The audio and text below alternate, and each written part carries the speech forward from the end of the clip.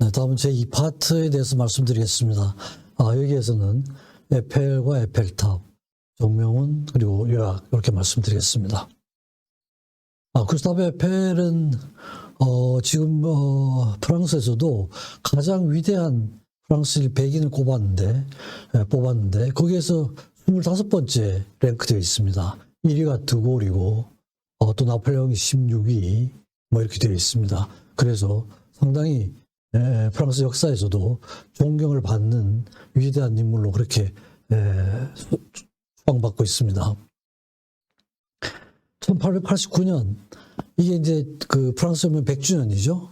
100주년인데 이걸 기념을 해서 파리 만국 박람회를 개최를 하게 됩니다. 그래서 주제가 프랑스 군주제 폐지를 축하하는 이런 주제로 만국 박람회를 개최를 했습니다. 그러니까 이제 독일, 오스트리아, 헝가리 그 당시에 아직 군주제로 남아있던 그런 국가들은 참석을 하지 않았죠.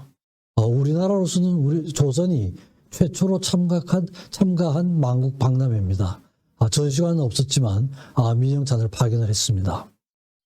그리고 저 박람회가 여러 가지 예술에 대한 그 영향을 많이 미쳤습니다. 여러 가지 그 프랑스 식민지의 음악과 춤 같은 게 소개가 되고 인도네시아의 민속 음악이 소개가 됐는데 가물란이라는 게 이게 이제 프랑스 작곡가 드뷔시에 의해서 인상주의가 탄생하는 이런 이제 계기가 되기도 합니다. 그 외에 뭐 에디슨, 가우디 아주 유명한 화가들도 많이 참여를 했고 고갱이 타히티의 문화에 감동을 받아가지고 또 타히티로 떠나게 되는 이런 계기가 된 그런 박람회였어요.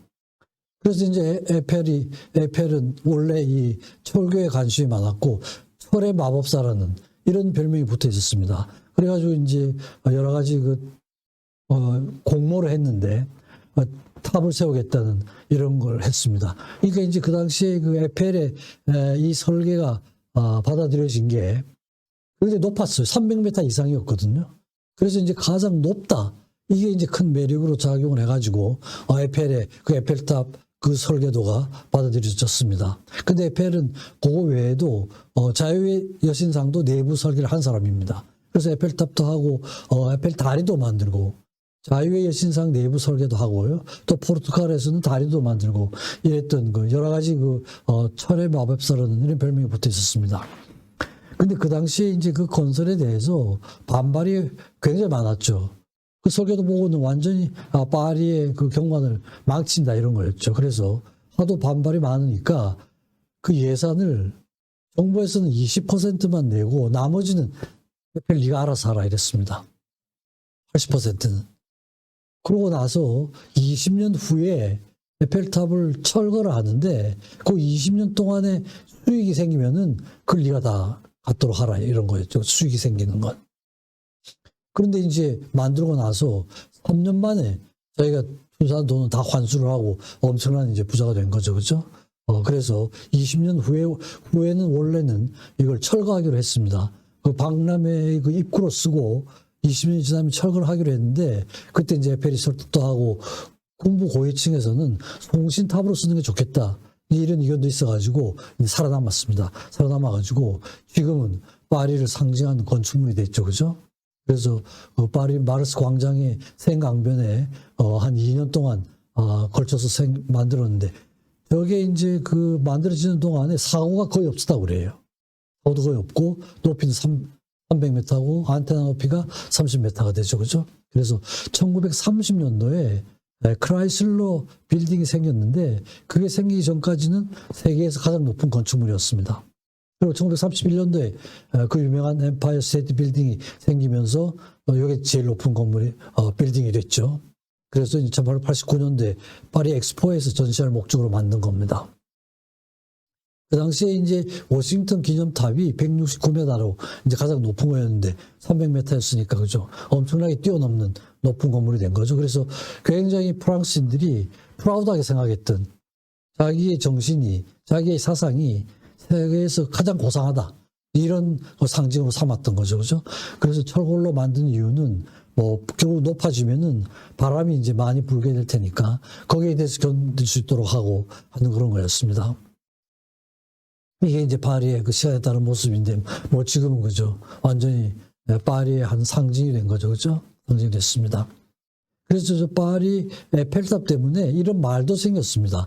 에펠탑 효과라는 말이 생겼어요. 이건 이제 처음에는 별로 관심을 갖지 못하다가 점차 시간이 지나면서 진가가 알려지면서 인기를 끌게 되는 이런 걸 에펠탑 효과라는, 에펠탑이 그랬죠. 그죠? 처음에 그렇게 관세를 받다가 나중에 점차 관심을 끌게 된 그런 거였죠.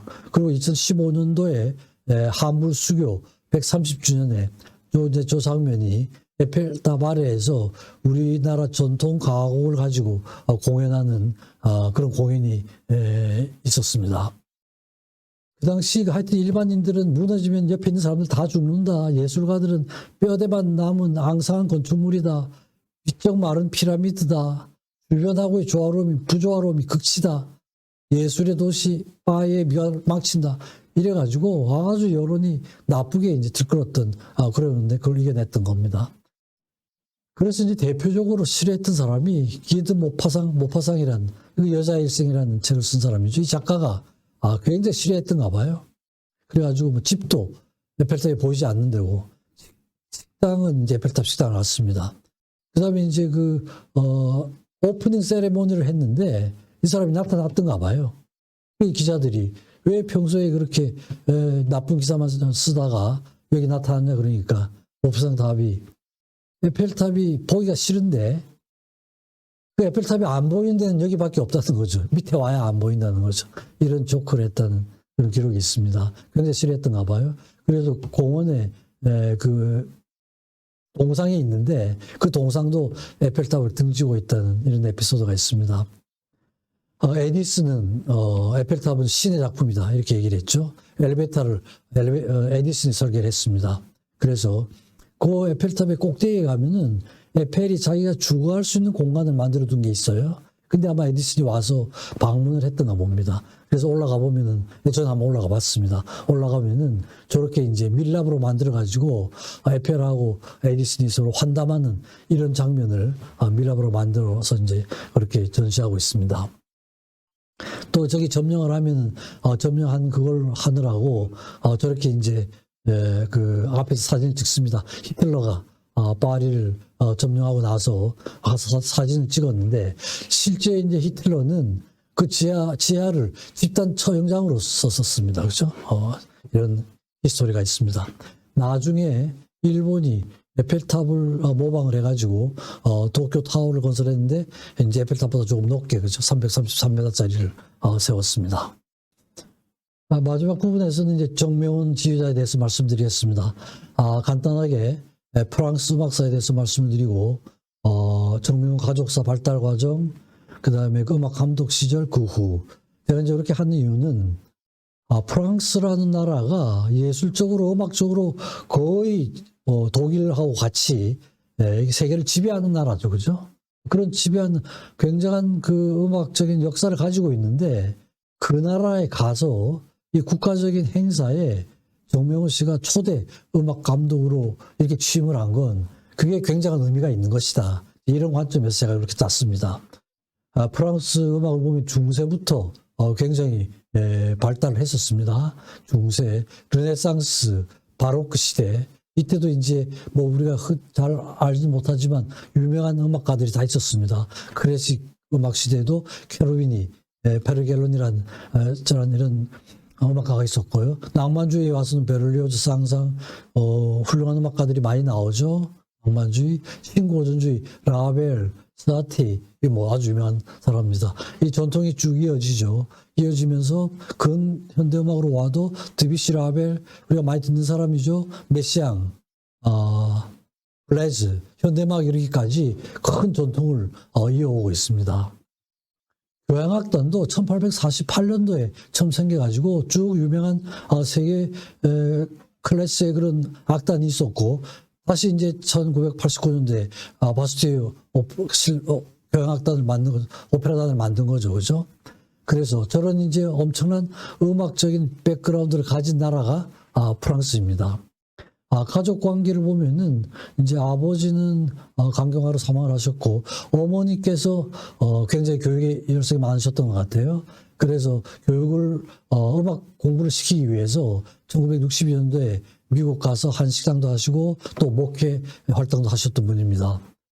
그래서 7남매 중 정명훈은 6번째로 낳았는데 4남 3녀 중에 3남입니다. 그 남매들이 다 음악을 했어요. 음악을 다 했는데 특히 정경화, 정명화, 정명훈 이 세 남매가 뛰어났죠. 그죠? 뭐 거의 세계적인 수준이죠.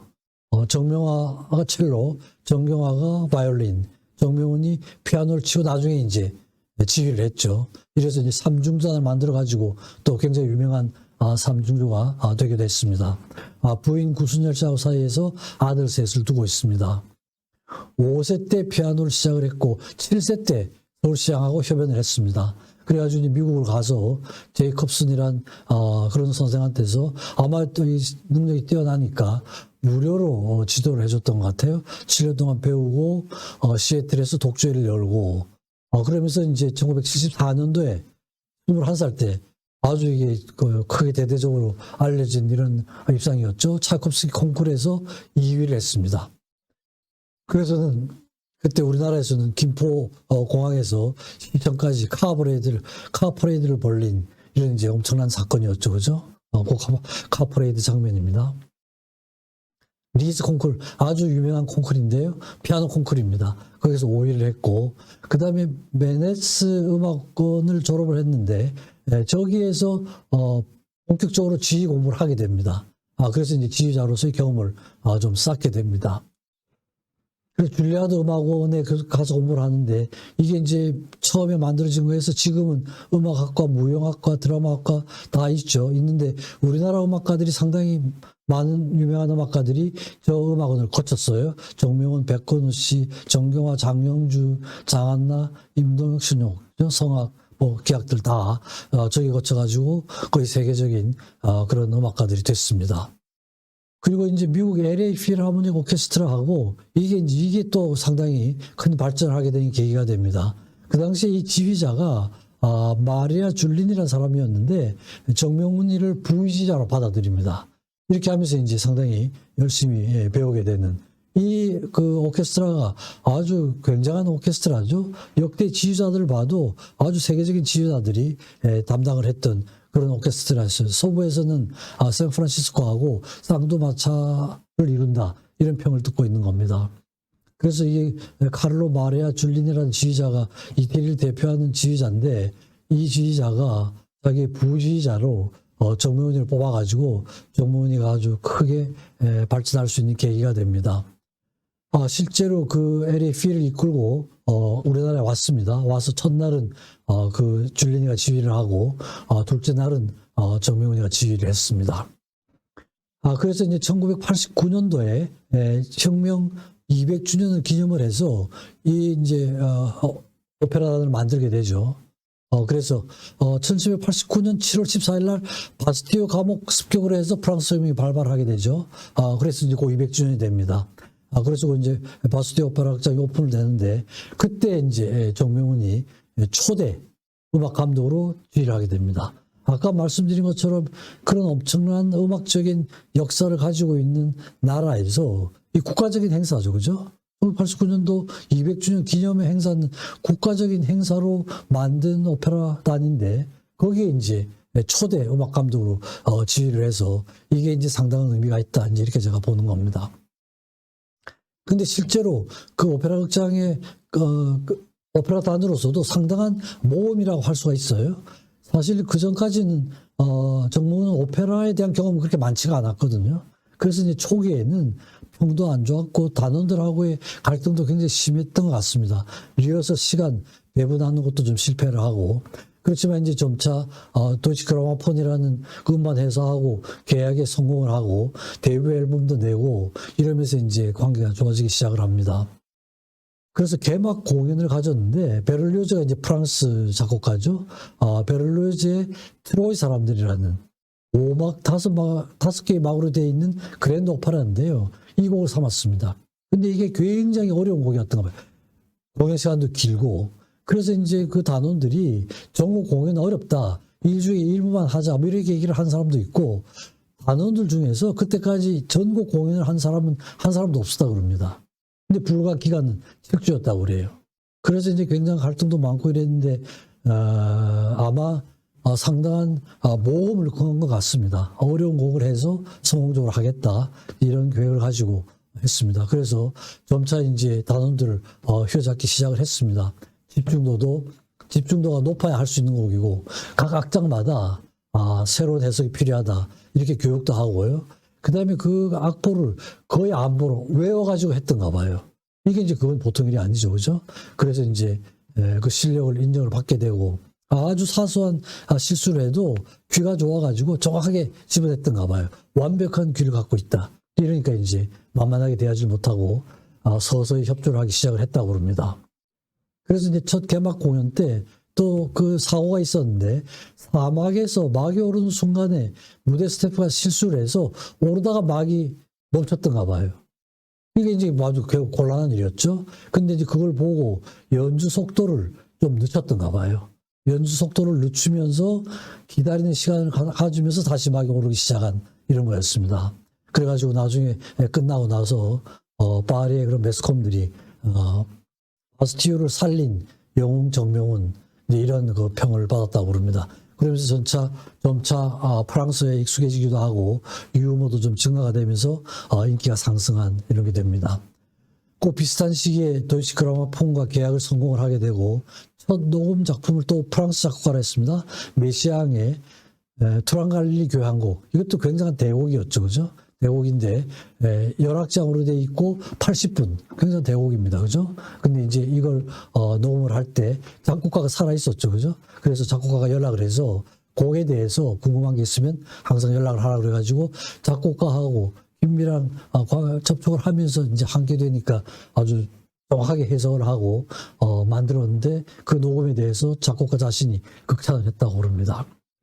그래서 이제 그 메시앙이 정명훈의 연주에 굉장히 감동을 받아가지고 정명훈을 위해서 정명훈에게 헌정하는 곡도 쓰고, 나중에 사중주를 위한 협주곡을 썼습니다. 그리고 이제 파리에서 연주를 할 때도 메시앙 곡을 많이 연주를 했습니다. 그러면 이제 항상 와서 정말 아름다운 연주다. 이런데 처음에는 메시앙을 못 알아봤죠. 그래서 정명훈이가 당신 누구야 하니까 자기가 메시앙이다. 이래가지고 서로 가까워져서 굉장한 이제 작곡자와 연주자 사이의 관계가 굉장히 긴밀한 관계가 됐던 이런 게 있습니다. 그래서 바스티유 제임시에도 항상 이제 주로 오페라 공연을 하게 되고 대작곡가하고 같이 관계도 맺으면서 그 작곡가가 굉장히 만족을 하는 이런 거고, 말년에 정명훈에게 헌정을 했습니다. 이런 일이 그렇게 쉽지가 않거든요. 쉽지가 않아요. 근데 아마 정명훈의 그런 그 곡의 해설이나 연주 이런 거에 굉장히 감명을 받았던 작곡가. 지금 현대음악 작곡가로 거의 최고 수준에 있는 작곡가입니다. 메시앙이라는 사람이. 우리나라에도 여러 번 다녀갔죠. 그리고 1993년도에 이제 사회당이 패배를 하면, 아마 사회당의 그 도움을 받아가지고 취임을 할 수 있었던 것 같아요. 근데 사회당이 패배를 하면서 해임 결정을 하게 됩니다. 그래서 원래 이 계약은 2000년까지였는데 1994년도에 해임이 결정이 됩니다. 그래서 아마 프랑스도 아마 이런 지휘자 이런 것도 정치적인 영향을 굉장히 많이 받는가 봐요. 근데 이제 정명훈이 소송을 해가지고 이긴 날부터 출근을 하고 개막 공연, 마지막 공연할 기회를 갖고 또 적절하게 손해배상을 받고 이러면서 이제 나오게 되는 이런 겁니다. 그래서 이제 94년도에 나오게 되는데, 거기 나와가지고도 활동을 많이 하죠. 라디오 프랑스 필하모닉의 상임 지휘자로서 이제 저런 작곡가들에 대한 연주도 하고, 또 도쿄 필하모닉 오케스트라, 이게 이제 일본에서는 가장 유명한 그런 오케스트라 중에 하나인데 특별 고문으로 활동도 하고, 2010년도에는 개관 명예 지휘자, 아주 명예로운 지휘자 칭호도 받게 됩니다. 특히 우리나라하고 관계는 우리나라 그 시향을 맡았죠. 2005년에 맡아서 2015년까지 10년 동안 맡았습니다. 그래서 그 당시 이명박 시장이었는데요. 시장이 요청을 해서 와서 음악 감독 겸 상임 지휘자를 맡게 됩니다. 그 당시 이제 이명박 시장은 정권을 위임을 했습니다. 모든 걸 혼자서 단원들을 뽑는 거, 정권을 위임을 해서 그 위임을 받아가지고 거의 세계적인 수준으로 키웠죠, 그죠? 세계적으로 키우고 유럽 순회 공연도 하고 또 시향도 그라마폰하고 계약을 맺게 되는 이런. 그래서 매년 2개씩 발매를 한다는 이런 계약을 맺었습니다. 저것도 간단한 일이 아니죠, 그죠? 도이치 그라마폰이면 거의 세계 뭐 최고 수준의 음반사인데 거기하고 저런 계약을 맺었습니다. 그래서 와서는 단원도 그냥 다 바꿔버리고, 그래서 난리가 났죠. 뭐, 데모하고, 이제 그랬었는데, 어쨌든, 단원도 다 바꾸고, 외국인 연주자도 받아들이고, 또 다른 유명한 관현악단하고도 좋은 관계를 유지를 하면서 왔다 갔다 하면서 굉장히 시향을 키웠습니다. 뭐, 그 있으면서도, 빈 극장, 뭐 세계적인 오페라단이죠. 또 북한하고 관계도 상당히 좀 긴밀하게 하려는 노력을 많이 했습니다. 그래서 2012년도에는 북한의 은하수 악단을 첫 해외 공연을 시키는 연결을 지어가지고요.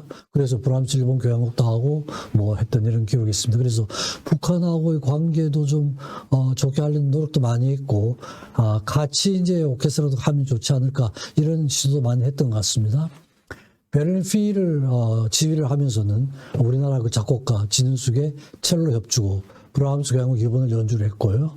그러고는 이제 서울 시향하고는 나중에 여러 가지 좀 문제가 생겼던 것 같습니다. 그래서 2015년까지 하고 다시 재계약은 포기를 했습니다. 포기를 하고 물러나는 이제 이런 상태가 됐습니다.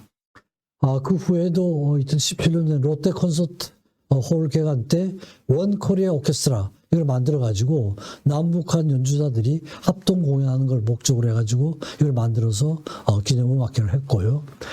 또 2018년 9월 달에는 예술의 전당에서 평화 콘서트, 이것도 이제 북한 성악가들을 불러서 협연을 하려고 그랬는데 결국 그건 하지 못했습니다. 못하고 베토벤 합창교향곡 4악장을 연주를 했습니다.